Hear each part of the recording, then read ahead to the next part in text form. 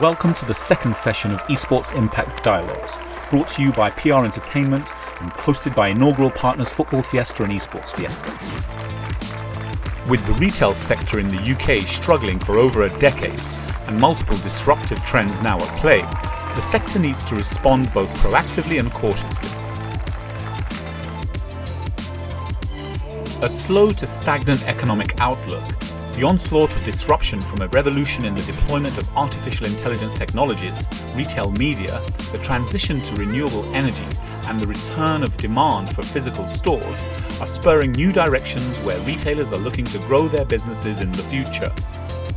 For some retailers, 2023 will be an opportunity to try new concepts, recalibrate their ambitions, and start on a path to recovery involving significant risks and challenges.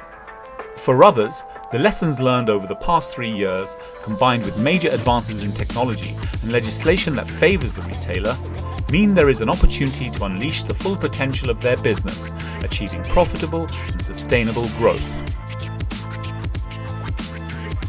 The decisions that will need to be made by retailers will require strong, effective, and empathetic leadership. We speak to Grant Horan, founder and CEO of Football Fiesta, Esports Fiesta, and the Great British Sports Show, the folks disrupting retail space across the UK with sports-themed entertainment, games, technology, community, and now esports. So Grant, you were telling me earlier on that you recently went to an event in the retail space. I really want to hear how that went for you and bring it into the world of esports, because you're representing that side, the physical space side of the ecosystem, and developing solutions for that part of the ecosystem. And you've just attended one of the biggest retail events in the world. So what did you come away with after that event? Which event was it? It was completely retail, which is effectively quite confusing, to be honest with you, for the first time. It's where landlords meet retailers, and a little bit of confusion over whether I pitched to them or they pitched to me, but we got there eventually. And we just had the conversation beforehand that you remember this when it was just the shopping centre and there wasn't any interactive activity or virtual activity. It's the crossover between traditional sport and e-sport, and the similarities are so apparent, from the high performance, from the finding your space and transfer, the ability to transfer between sports is unbelievable. And in terms of where we come in and where that sort of similarity comes in is exactly as you say, we're disrupting the market in terms of taking retail spaces such as this, which are now all the more available because of COVID and various economic issues, and turning them into space, converting them into spaces where they can deliver benefits and results. As you know, Ramal, one of our phrases amongst the Football Fiesta world is you take part at your ability. So if you're a fantastic player, you can really challenge yourself. But similarly, if you want to have a go, come along, have a go, try something out. And there's no better place than a place like this, which is an ex-department store on the high street, where people are gathering, and traditionally where families go together, which has fallen off, and basically regenerating that side of life as well.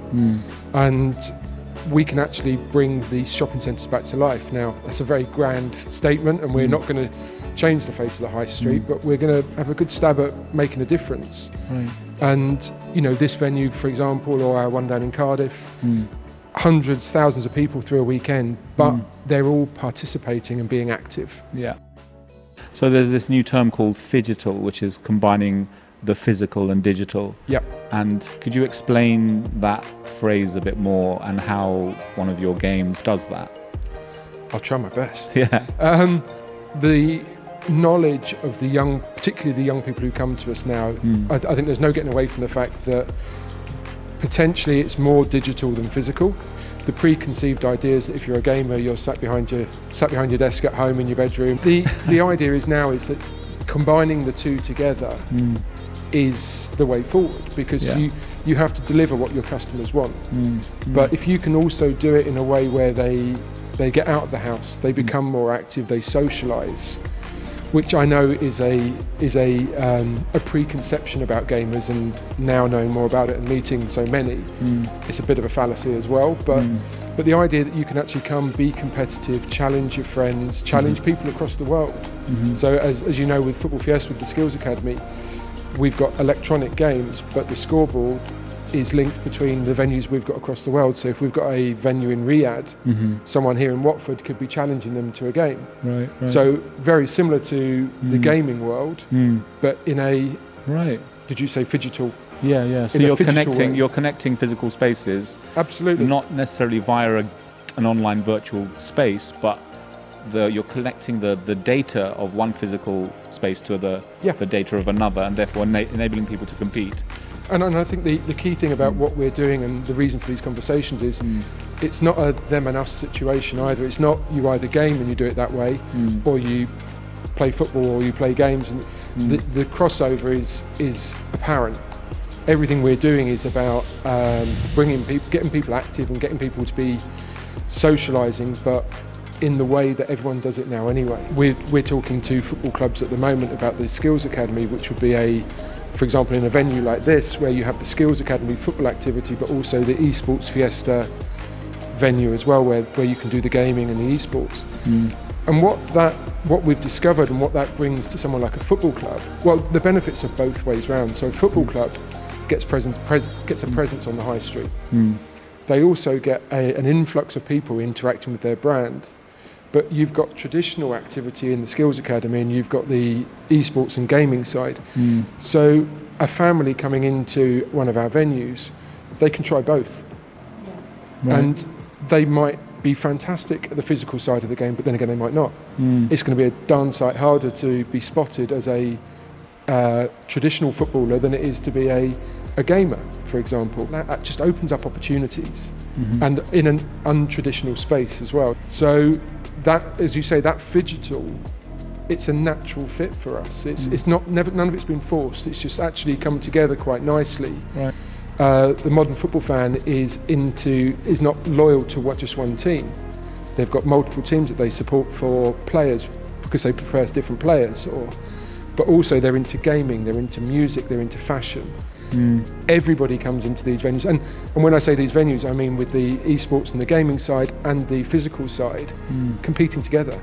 You know, we've got no preconceptions of who or what we are. We're the crazy golf of the sporting world. We're there for everybody. You know, I often say I've got daughters. We always go to find the nearest crazy golf course for a good family argument. We're cutting down the barriers between esports and gaming. You know, as a parent, I had those same preconceptions, and I've learned so much, and learning on a second-by-second basis with you guys. So the retail sector are finally coming around to it. They see that they need to change the look and feel of a shopping centre because the big retailers are going, and they've got to bring people back in. And when they lose their anchor tenants, who's going to bring in the families who've got the spending power? And it has to be something which is open and accessible and welcoming to the whole family, not just a certain sector or dynamic. Very good point. Thanks very much.